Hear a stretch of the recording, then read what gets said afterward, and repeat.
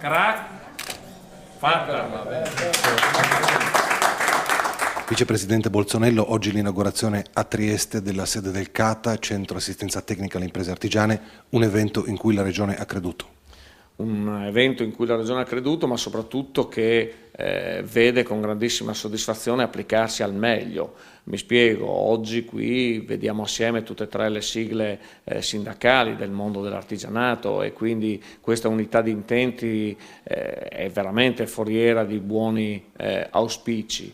La professionalità che viene espressa da questi uffici è molto alta, noi abbiamo delegato moltissimi canali contributivi, altri continueremo a farlo. Questa collaborazione fra la pubblica amministrazione regionale da una parte e le categorie dall'altra è necessaria, perché noi non siamo controparte di un sistema, ma siamo parte del sistema, noi per i nostri compiti, ovviamente le categorie per altri, l'impresa, eccetera, e quindi riteniamo opportuno continuare in questo aiuto al mondo dell'artigianato attraverso il sostegno dei CATA e quindi dei centri di assistenza tecnica di categoria. È un'attenzione che proseguirà anche nel futuro.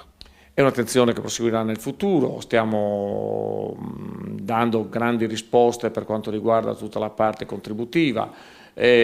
Stiamo anche in questo momento facendo dei ragionamenti rispetto a come dare ulteriore rappresentanza alla piccola e piccolissima impresa rispetto all'innovazione. Il vero tema è riuscire a continuare a dare e anzi ad incrementare questo livello di innovazione nella piccola e piccolissima.